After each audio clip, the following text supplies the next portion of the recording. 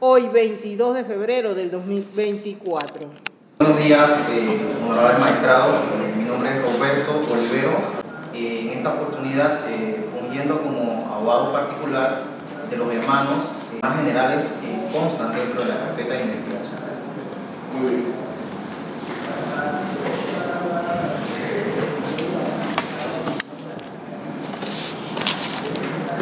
Aquí apela Así es, magistrado. ¿Qué noticias nos puede dar? Sí, magistrado, los señores Betancur están notificados por boleta de notificación del día 6, la firma fue el 6 del 2 del 2024, tienen conocimiento de la audiencia, se giraron los oficios, se enviaron los enlaces, al momento están como conectándose, pero no los vemos en pantalla. No sé si nos están escuchando, acaban de conectarse, magistrado. ¿Y ya ustedes consultaron sobre la posibilidad de iniciar? Sí, magistrado, sí. Nosotros por nuestra parte no tenemos ningún inconveniente de sustentar nuestra solicitud y posteriormente se le puede hacer preguntas y individualizarse. Vamos a darle por resolución, abogado, para que en 15 minutos le explique al tribunal las razones de su inconformidad con la decisión. Sí, nuestra inconformidad con la decisión del juez de garantía en revisión magistrado, básicamente lo queremos dar por sentado. Argumentó dentro de su decisión lo siguiente: manifestó que los riesgos se mantienen por la naturaleza de los hechos.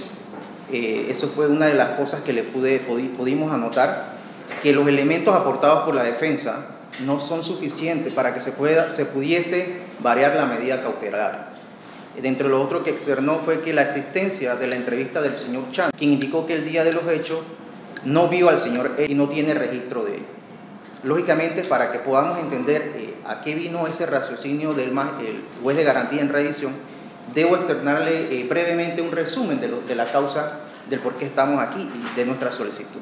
Esto inicia el día 5 de mayo del 2023, magistrado, en donde un grupo de personas, aproximadamente entre 4 o 5 personas, irrumpen la residencia de las hoy víctimas.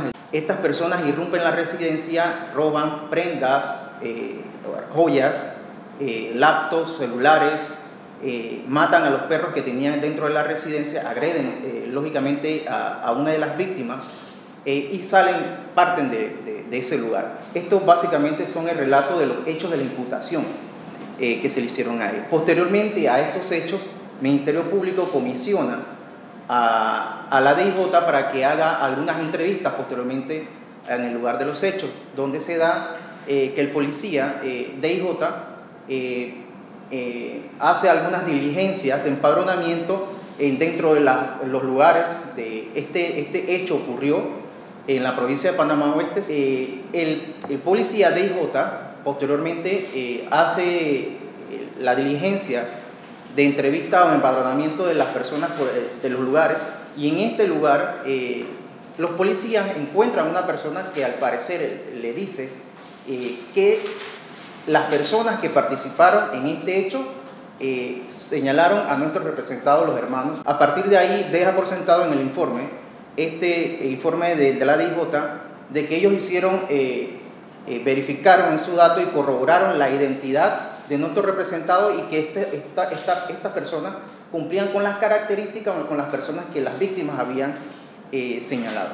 Esto básicamente es un relato de los hechos. Se le imputó los cargos para el día 27 de mayo del 2023. ¿Qué le pedimos nosotros al juez en revisión? Que reemplazara la medida de detención que pesa contra los hermanos Betancur, y le solicitamos el cambio por lo que establece el artículo 224 en su numeral 8, que es la retención domiciliaria. Esto en concordancia con lo que establece a nuestro criterio, y se lo externamos así bien al señor juez en revisión, con lo que establece el 231 también del Código Procesal Penal, que establece que cumple los mismos efectos una retención domiciliaria como en un centro carcelario. Nosotros le pedimos y ofrecimos el domicilio de la señora. Esta señora, le dijimos al juez en garantía que lo iba a recibir en su residencia, que esta residencia está a menos de media hora de un centro, una subestación policial. Esta información se lo dimos para ofrecerle y se lo dejo por sentado, magistrado, por el hecho de que en diciembre, a inicios de diciembre, el 12 de diciembre del 2023, nosotros habíamos ensayado nuestra primera revisión de la medida cautelar. El Tribunal de Apelaciones nos las negó por considerar que ese ofrecimiento en aquel entonces estaba muy próximo a la residencia de las víctimas, que es un regimiento distinto, pues, pero entonces para el tribunal en esa oportunidad consideró que era muy cercano. Entonces en esta oportunidad pudimos conseguir otra residencia en otro distrito más lejano. También queremos, aparte de eso, manifestarle que nosotros, ¿qué le sustentamos al juez de garantía? Para acceder a pudiese analizar nuestra posibilidad de variar la medida. Nosotros les manifestamos algunos hechos, y entre ellos fue el primero. Que pasaron 6 meses de la investigación, en donde el Ministerio Público, dentro de esa carpeta, no había realizado ningún acto de investigación. A partir de la imputación, no se le realizó ningún acto de investigación como tal. Yo llegué al tercer mes a ese proceso, a representar a los hermanos Betancourt, y al analizar la carpeta veo una serie de información que podía ser útil para dar con el paradero de las personas que cometieron este hecho, y le hice 6 solicitudes en el lapso del plazo de investigación. La primera solicitud que le hice fue porque en la escena de los hechos se encontró un destornillador, y en el informe, en la carpeta, se manifestó que había una huella dactilar que podía ser cotejada. Entonces le pedí como solicitud, que todas mis 6 solicitudes fueron admitidas por el Ministerio Público, de un revelado microscópico para ver si las huellas coincidían. Me los admitió, sin embargo, posteriormente el fiscal dice que ahora la huella no era apta. Posteriormente le hice una solicitud de ADN porque se había encontrado una mancha de sangre. Le pedimos al Ministerio Público que nos accediera. Hicieron un cotejo. Posteriormente a la primera audiencia y de la apelación, esta información el peritaje no había llegado. Esto sí lo viene a conocer este Tribunal de Apelaciones, que el examen biomolecular no dio positivo con esa mancha de sangre en ninguno de nuestros 2 representados. También hice una solicitud, la tercera solicitud, de la empresa telefónica, ya que las víctimas habían manifestado que se le habían robado su teléfono. La lógica, la dinámica, y le expliqué así al juez de garantía que la dinámica en el Ministerio Público es que si robaron teléfono, vamos a buscar las líneas telefónicas para ver si podemos dar con el paradero de estas personas. También se lo pedimos, nos las admitió, sin embargo, no nos dio respuesta, sino fue pasado el plazo de investigación, que nos dio respuesta de un informe telefónico mediante nota. La información de la telefónica es del 14 de diciembre de 2023 y la nota es la nota TGRO 9983-23, donde sale una serie de información de los teléfonos que se había estado utilizando posteriormente de robo. Desde mayo hasta diciembre se había estado utilizando ese teléfono celular. Entonces nuestra preocupación era que si aquí podían darse con el paradero de estas personas, que se investigara. Tampoco se hizo nada, no se extendió mucho más allá, pese a los esfuerzos que nosotros hicimos y que sé que por tiempo no se lo podré explicar. Le pedimos también, como las víctimas habían aportado las fotos e imágenes de las prendas que le habían robado, nosotros le pedimos al fiscal, dinámica que le corresponde a ellos, pero nosotros queríamos dar con el paradero de estas personas. Le pedimos al fiscal, por favor, ofíciese a las casas de empeño para ver si hay coincidencia, si algunas personas fueron a empeñar esas prendas. Nos admite la solicitud, sin embargo, no se hicieron, o fueron 12 notificaciones que se dieron a las casas de empeño, simplemente una dio respuesta. Entonces yo insistentemente le dije al fiscal, pídale a las casas de empeño que nos dé esta información, que esto no va a ser de utilidad, o sea, para nuestra teoría, para colaborar con la investigación. No, solo una, no tenemos respuesta. Pasó el fase de investigación, ya precluyó.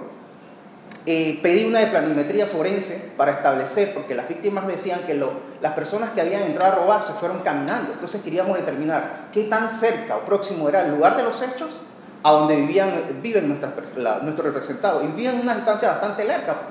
Entonces, primero nos admitió por cuestión de los cierres, de las protestas del contrato minero y todo lo demás.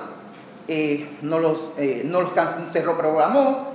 Entonces después la fiscalía dijo que no tenía, planimetría forense no tenía fecha hasta después. Pedí una audiencia de afectación para que para que nos accedieran a eso, se pudo realizar por lo menos la planimetría que dio resultado. Se hizo la planimetría, no tenemos todavía el informe de planimetría, pero se hizo la diligencia. Llegó una persona que vio a los hermanos Betancourt el día de los hechos en horas de la madrugada.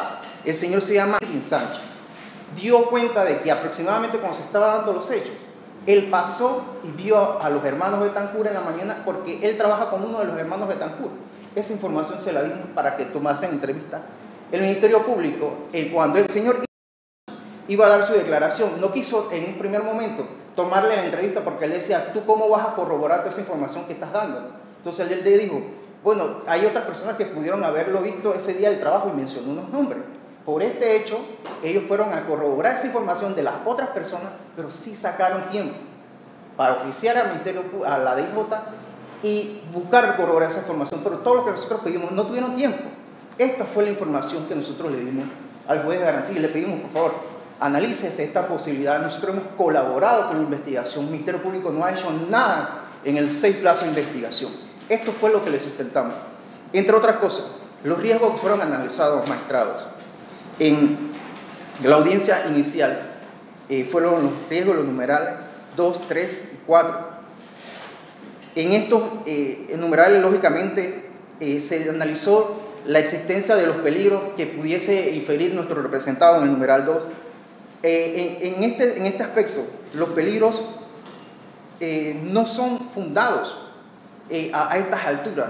Nosotros hemos actuado para la dinámica de la investigación. En cuanto al numeral 2, el numeral 3, nuestro representante tiene antecedentes penales, no hay una afiliación de que pertenezca a organizaciones criminales por la naturaleza. Y en cuanto a esa naturaleza de los hechos, debo también manifestarle que la Corte Interamericana nos ha dicho en diversos casos que la detención de una persona no puede recaer simplemente en la naturaleza y el quantum de la pena, porque ese es otro. Establecen siempre que si la pena es superior, en automático debe ir de su velocidad, o por aquellos riesgos que pueda la víctima, y entendemos que las víctimas puedan sentirse con temor. Pero por ese simple hecho de que ellos sientan ese temor, no puede existir una medida de detención como la más gravosa, como es la detención. Ellos ya tienen 10 meses, magistrado. Han estado tratando de colaborar con todas las investigaciones. En el numeral 4 entendemos que lógicamente ellos sienten ese temor, pero en realidad ellos han colaborado. ¿Qué temor? Nosotros hemos tratado de cumplir, de alejarlo lo más posible de la víctima, metiéndolo en otro distrito diferente, para poder minimizar esos riesgos. Y lo que se busca en la medida cautelar es minimizar esos riesgos. En cuanto a ese sentido, también, y debo manifestar muy brevemente, lo que ustedes podrán escuchar al fiscal, y efectivamente, porque lo ha dicho con anterioridad, es el reconocimiento, y ojo con esto, y lo subrayo, magistrado, es el reconocimiento en carpeta que han hecho las víctimas para nuestros representados. Y así se lo hice saber al juez de garantía en revisión.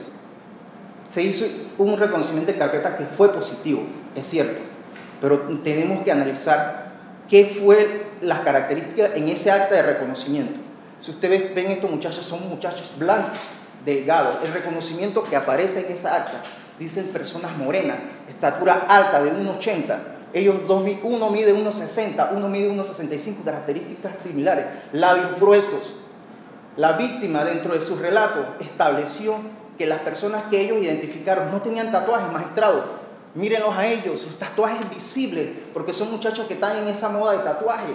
Tienen tatuajes por sus brazos, por sus nucas. Estas diferencias muy palpables.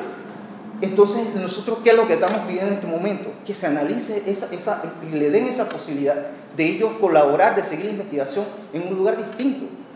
Minimizando, no estamos tratando de minimizar, coadyuvar con la investigación que ellos no han hecho, como tal, para dar con la certeza, y también con la certeza de la otra persona. Y existe ese reconocimiento. Hablaron, ¿quién es? Es un señor que trabaja en una barriada, donde trabaja, es una persona que entrega herramientas, si ellos van a utilizar esa herramienta, y toman anotaciones. Y él dijo en su momento que él no tenía las anotaciones de ese día, que tenía anotaciones de otros días. Aquí parte la diferencia, que no es el jefe de él, por tanto hay ocasiones que él no podía, si no, él no retiraba las herramientas, no tenía necesidad de ir allá o que lo registraran. Entonces, esta es una pieza fundamental que el Ministerio Público va a venir por ahí y con el reconocimiento. Es muy importante.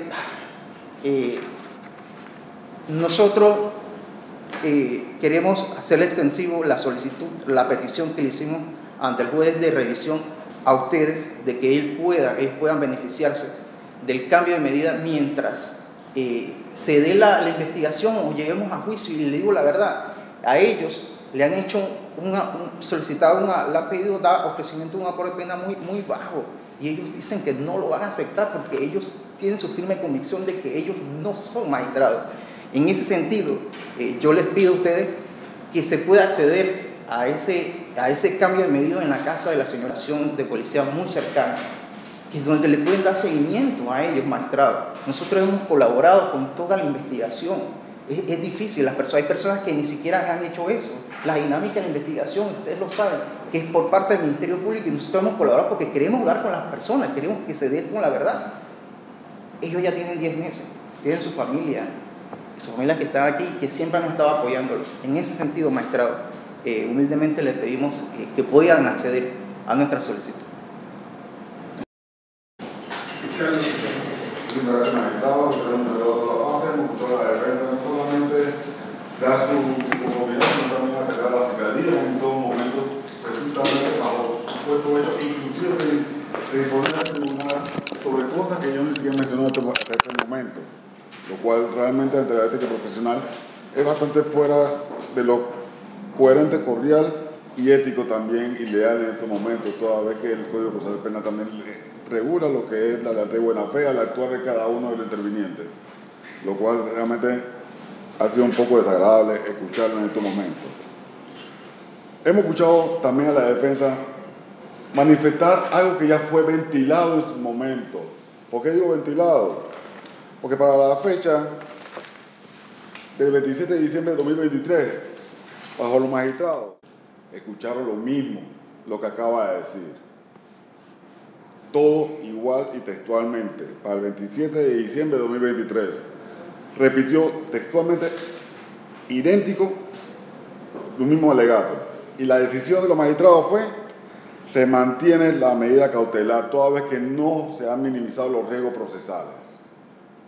Lo cual me llama poderosamente la atención lo manifestado por parte de la defensa en cuanto a que esto es algo nuevo con lo que está sucediendo. Ya esto se ventiló, se conoció por un tribunal de apelaciones y se decidió y no ha variado. Todavía hemos escuchado que por parte del señor Chan hay una entrevista que reposa dentro de la carpetilla que el mismo señor manifiesta que él es el jefe, no es una persona que nada más trabaja ahí, es el jefe o era el jefe de estos ciudadanos.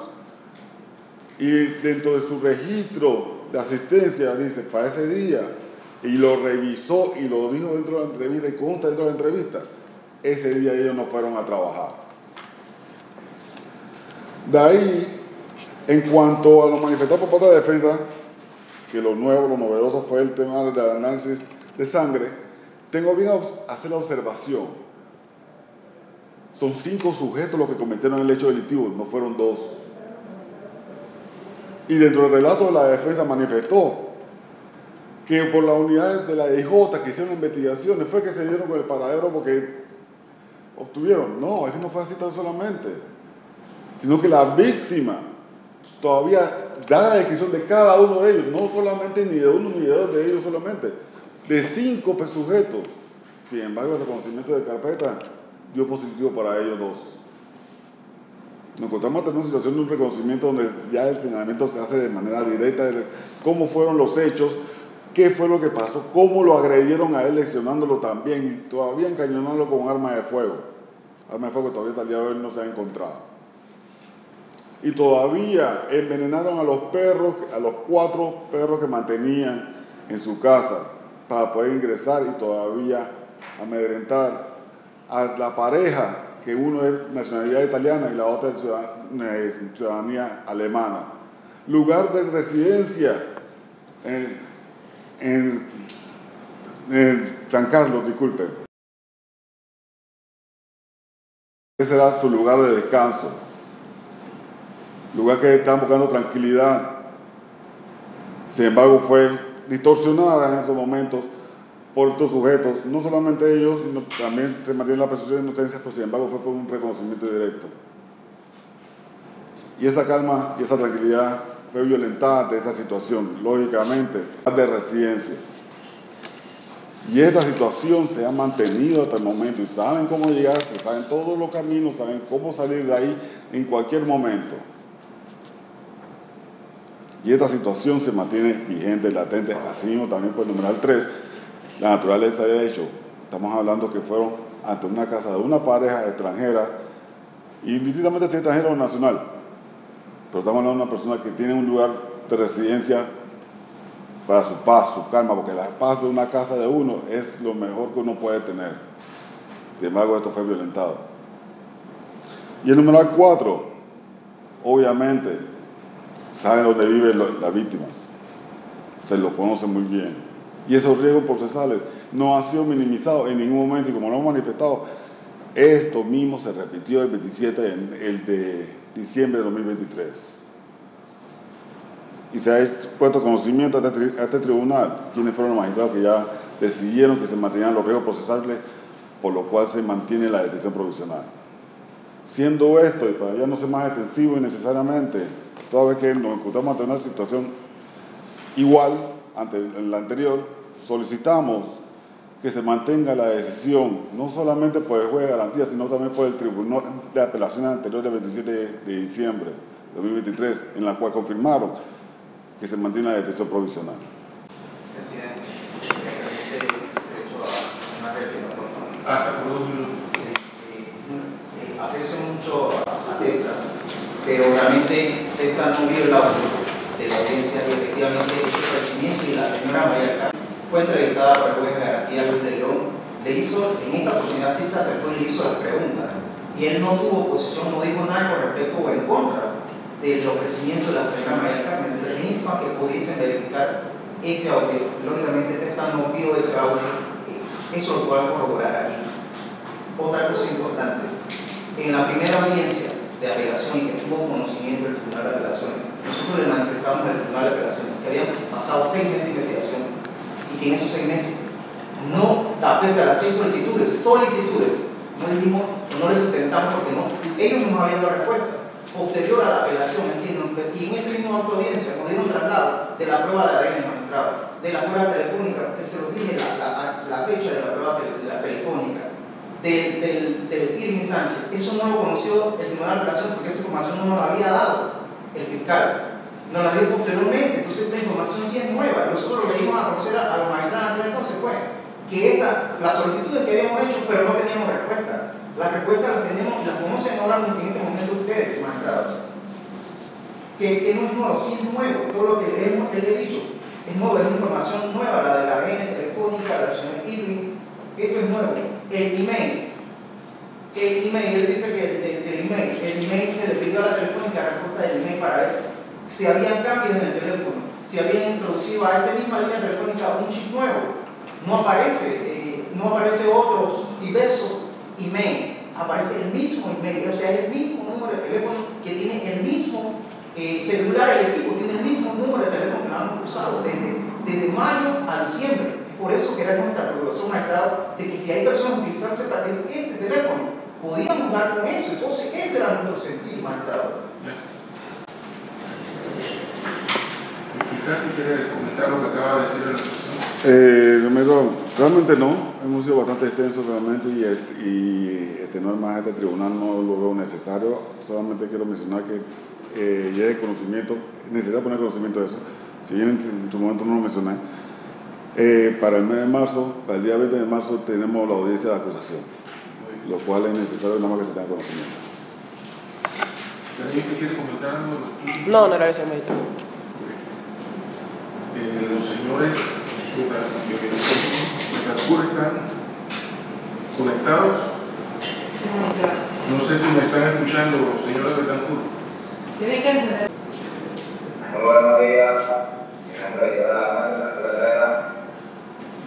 Nos dio a ustedes ya que la víctima afirma que las personas que estuvieron en el hecho son de tez morena, que que no tienen tatuajes, que son mejor de 42 años, que soy de pelo blanco, que como se me podrá ver a mí, que no tengo ninguna de esas características que ellos dicen en la situación.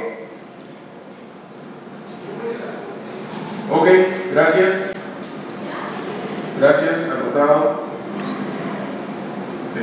Bueno, toca a nosotros preguntar. Magistrado, ¿usted tiene alguna pregunta? Sí, yo quería hacer una pregunta con respecto a la oferente. ¿Se mantiene la misma oferente de la sesión anterior pero en una dirección diferente? No, maestrada, el oferente ofrecido en la revisión anterior era el padre de ellos, que era un corregimiento en San Carlos. Pero entenderle que sí hubo una respuesta de una de las casas de empeño que se ofició. ¿Cuál fue la respuesta? Que no había resultado con la imagen, porque todavía faltaban 11 más. Eso era lo que estábamos nosotros apelando, insistiendo de que nos dieran respuesta, porque era de la investigación era necesaria.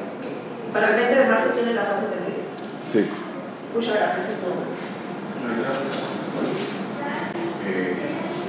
Desde el 27 de noviembre que se hizo la audiencia de elección, a la fecha de hoy, o a la fecha del 22 de enero del 2024, cuando se hace esta audiencia de elección, ¿qué otros elementos nuevos se incorporaron? Por parte de la Fiscalía, soy honesto con usted, les digo la verdad. Es falso, usted no conoce la carpeta. ¿Dijiste se contestaste? Sí, no hay nada. Desde el inicio hasta las únicas actuaciones han sido muertas. Lo único que ellos corroboraron fue la información del corroboraron para ver si lo que decían aquí sí lo hicieron. ¿Y cuáles son los elementos nuevos que ustedes se han incorporado? La información de la telefónica, que son del Tribunal de Apelaciones en la primera audiencia, no lo conoció que había yo hecho una solicitud de la respuesta. El Tribunal de Apelaciones anteriormente no lo supo. La muestra de ADN, que en ese mismo acto de audiencia de apelación, el fiscal que estaba en esa muestra misma, ya salieron los resultados del ADN. Entonces yo no argumenté eso porque no se había conocido en la respuesta de garantía, lo conoció es más, lo de aquella apelación yo no lo sustenté en la apelación, lo mencionó fue que vio a los hermanos de la casa. Ok, señor fiscal, ¿cuál de las dos víctimas fue la que participó del reconocimiento? A quien se le pone en conocimiento el artículo 385 del Código Penal, el cual se trata sobre falso testimonio, prometiendo el mismo actuar bajo la gravedad del juramento y decir la verdad de todo lo que sepa y se le pregunte. Se da constancia que se encuentra presente por parte de la Defensa Pública la licenciada perita de la Subdirección de Criminalística del Instituto de Medicina Legal y Ciencias Forenses, Departamento de Morfología Forense, quien se encargará de mostrar al reconocedor una carpeta de 12 vistas fotográficas. Acto seguido se procede a preguntarle al reconocedor de la siguiente forma: diga al reconocedor, conforme al artículo 327 del Código de Procedimiento Penal, la descripción de la persona a reconocer, diga si la conoce o si con anterioridad la ha visto personalmente o en imagen. Además deberá manifestar si después del hecho investigado ha visto nuevamente a la persona, en qué lugar y por qué. A lo que contestó: su estatura aproximada no puede decirlo, tiene labio delgado, tez clara, cara delgada, un poquito de cabello y negro con blanco. Edad aproximada entre 35 y 45.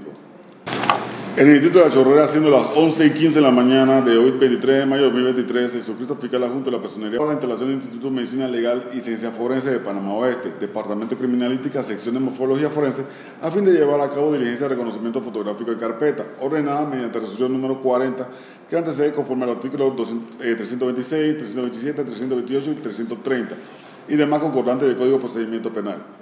Actuando como reconocedor en la presente diligencia se encuentra el señor. Una última pregunta, fiscal. Entonces, estos jóvenes de Cancún fueron inicialmente señalados en un empadronamiento. La información brindada por testigos o personas que dieron la investigación por parte de la Dirección de Investigación Judicial fue que se dio con la identificación de la persona y fue que para corroborar esa información se sometió ante un reconocimiento en carpeta por morfología forense. Esto que hemos visto ahora. Es correcto. La persona que señaló en el empadronamiento no figura en la investigación. Desconozco tu momento de darle esa respuesta inmediatamente, magistrado. Tendría que buscar nada más el informe. No, dice que no. Yo en este caso, señor magistrado, prefiero mejor buscar el informe y revisarlo antes de tomar en cuenta lo que dice la defensa, señor juez. Muchas gracias. Le voy a dar un estatus del informe del investigador de campo. No, pero nada más dígame si la persona está identificada, realmente qué es lo que no. No, eso es lo que le iba a leer, ese pedacito para que... Pero ese pedacito me va a leer y lo identifica. No, dice que continuó con se me acercó una persona cuando me indica que desea conversar conmigo, por lo que inmediatamente se procedió a escuchar a esta persona que tenía que decir, no sin antes orientar sobre la opción de testigos protegidos. Sin embargo, manifestó que prefiere quedarse en anonimato por miedo a represalia en su contra o sus familiares. Y esta persona manifiesta que los sujetos que cometieron el hecho son... No hay más preguntas, vamos a suspender aquí. 11 y 9, magistrado. 11 y 9. ¿Qué pide para que se haga el tribunal?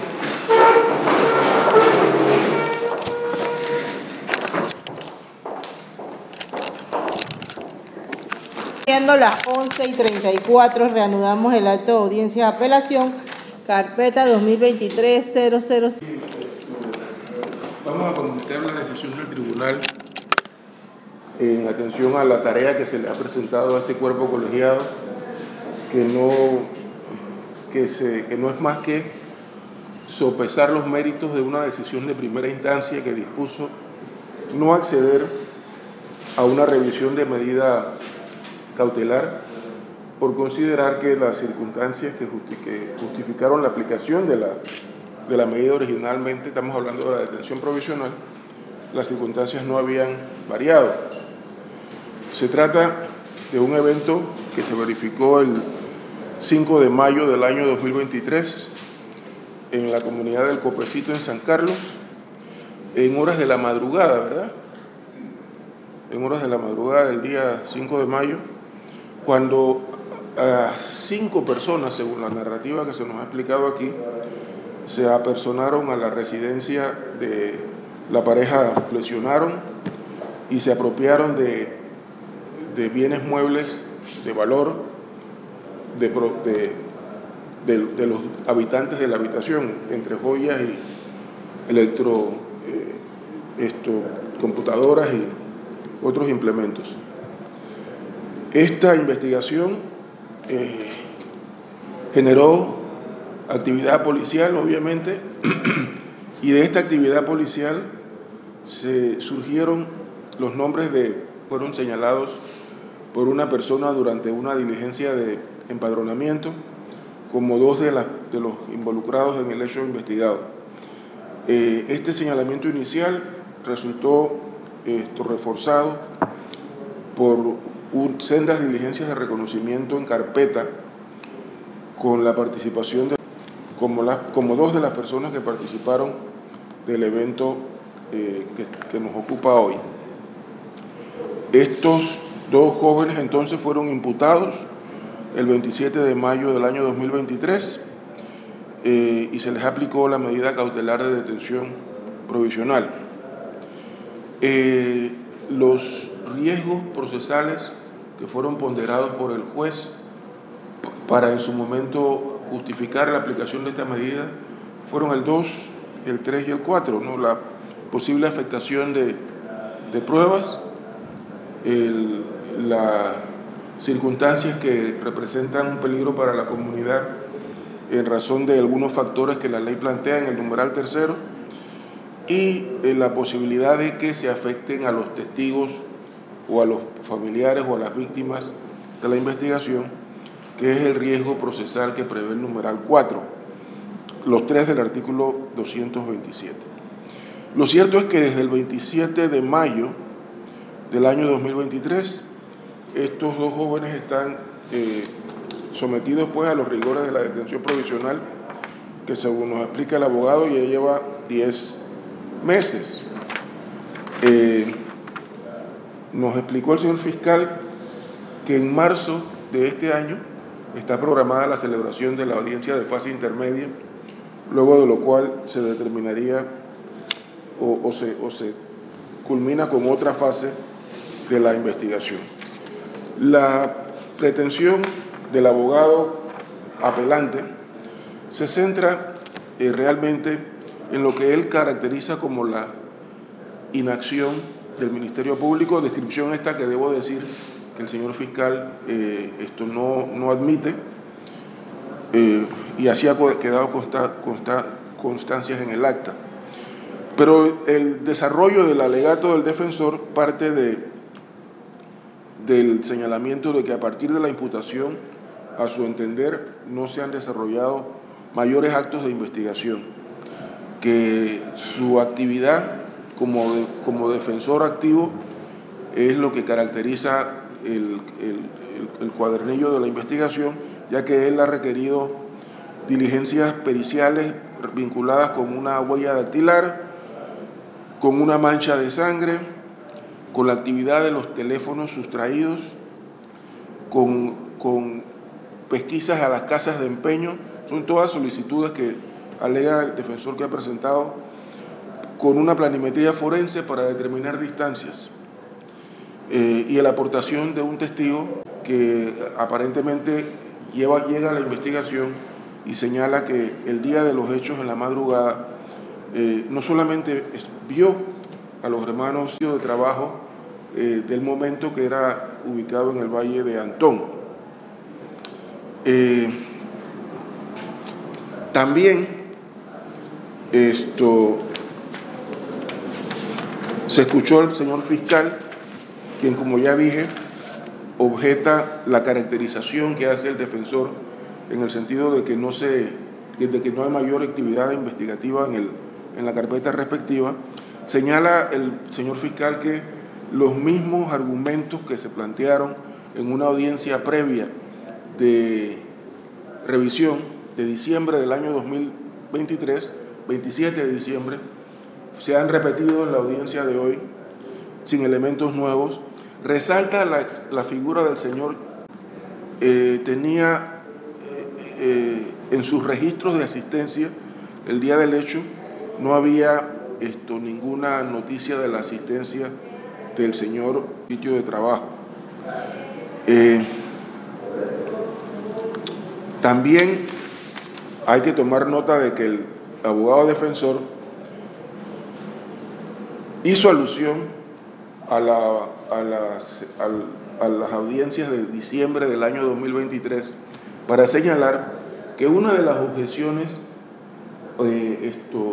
planteadas por tanto el juez de la primera instancia como el Tribunal Superior que conoció de la apelación fue que la petición de reemplazar la medida de detención provisional con la reclusión domiciliaria, la petición inicial que se hizo, no alejaba a los imputados de la residencia de las víctimas y que eso no parecía conveniente para los fines del proceso.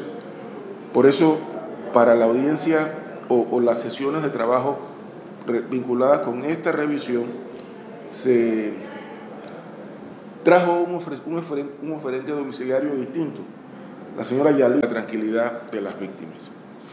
Este es más o menos, bueno, la señora querellante lo que hizo durante su intervención fue patrocinar y plegarse a lo peticionado por el señor fiscal, señalando pues que estaba de acuerdo con su presentación y que no habían variado ninguna de las circunstancias que originalmente motivaron la aplicación de la medida cautelar.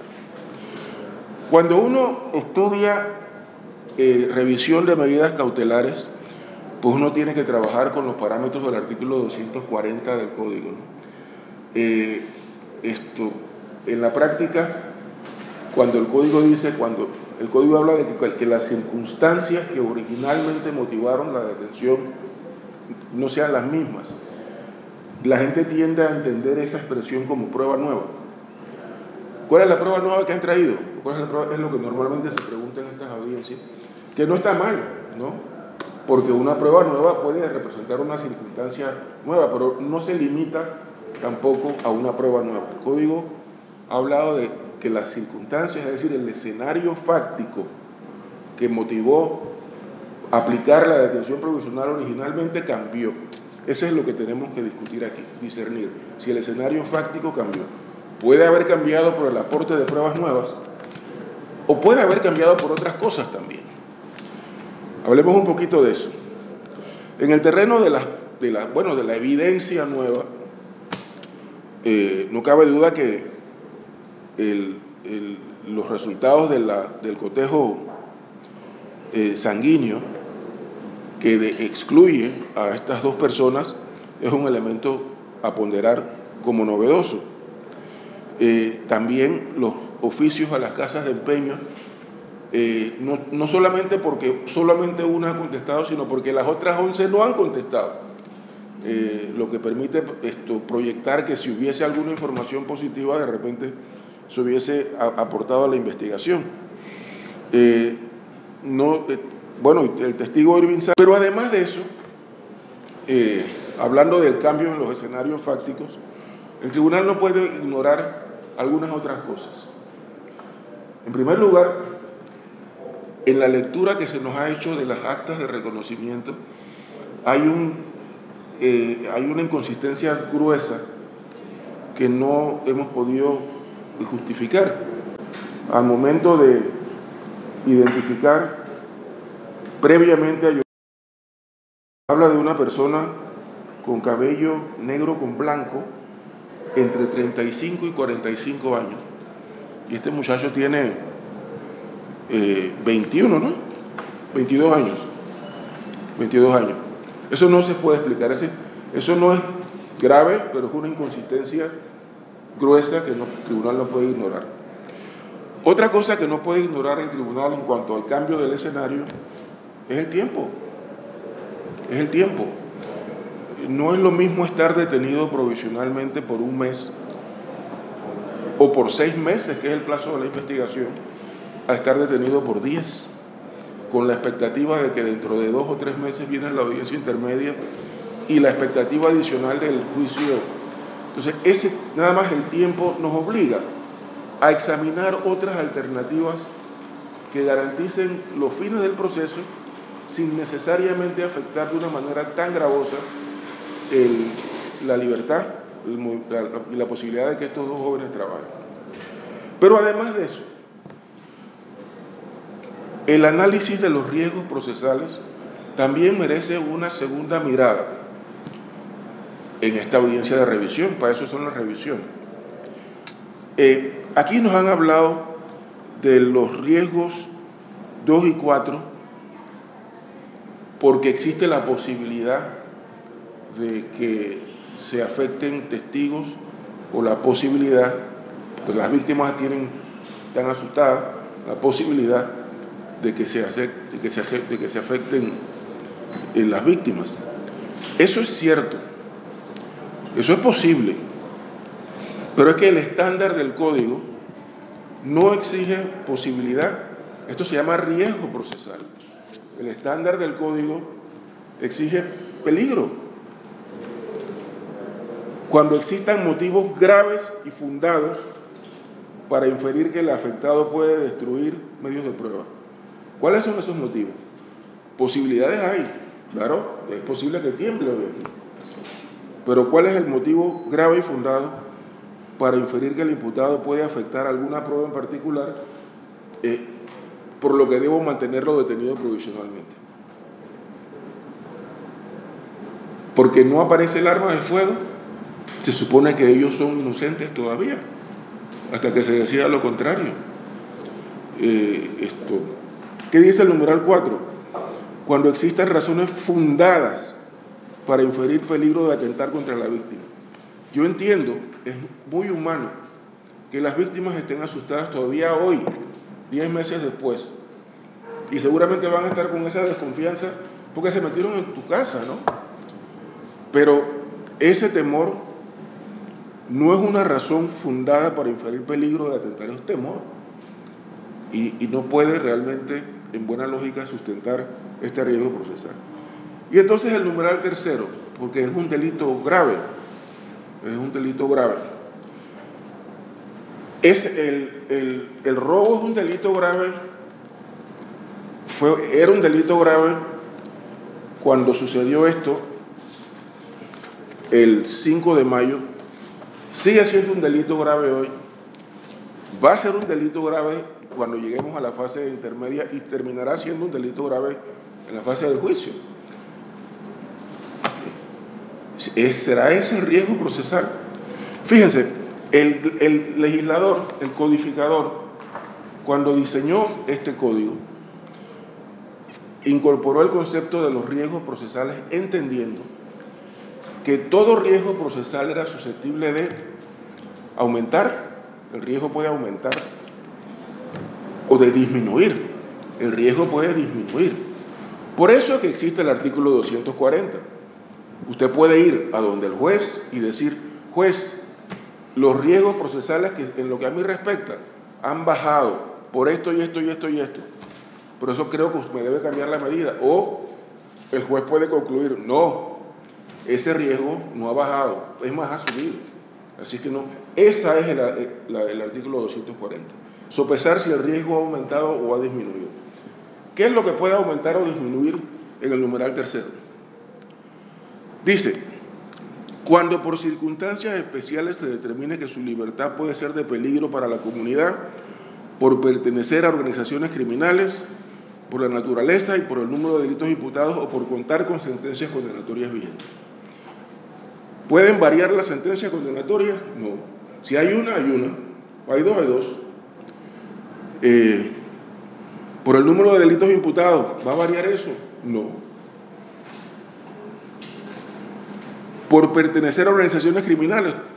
¿Perteneces o no perteneces? Eso tampoco varía.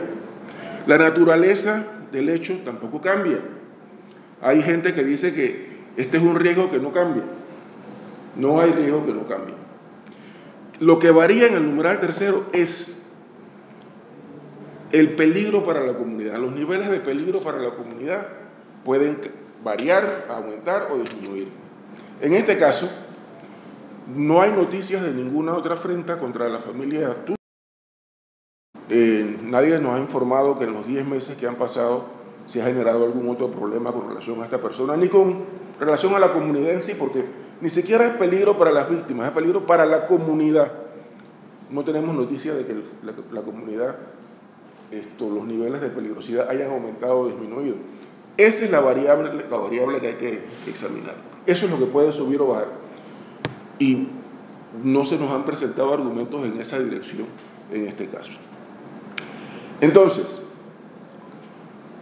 en definitiva, lo que vincula a los señores Betancourt con esta investigación es un señalamiento anónimo producto de un empadronamiento, 2 diligencias de reconocimiento por parte de cada una de las víctimas, una con esta grave inconsistencia que ya vi, y más nada.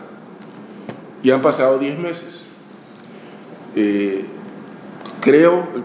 Creemos nosotros aquí en la sala que esta circunstancia, que este cuadro que hemos presentado, sí esto apunta hacia un cambio en las circunstancias que originalmente motivaron la detención. Y se justifica, en atención a las circunstancias que hemos dicho y a la presunción de inocencia, un cambio en el régimen cautelar. El cambio va a ser el siguiente: se va a acoger la petición de retención domiciliaria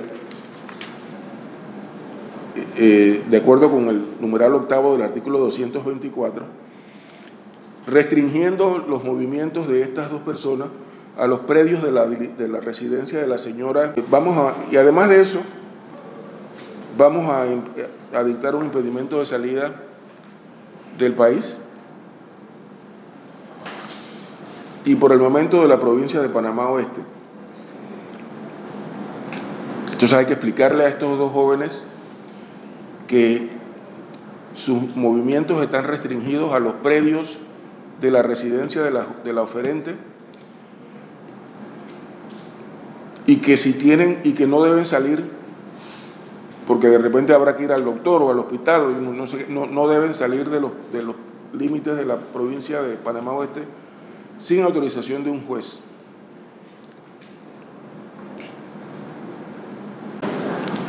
¿Qué me queda? Bueno, esa es la decisión del tribunal. Vamos a ordenar entonces que los 2 jóvenes Betancourt sean trasladados por unidades de la policía desde donde están recluidos a la residencia de la oferente domiciliaria, con la recomendación de que se acojan al régimen, porque de lo contrario podríamos encontrarnos aquí en el futuro discutiendo el incumplimiento de esta medida. Esa es la decisión del tribunal. Quedan todos notificados lo aquí decidido. Se da por terminado este acto siendo las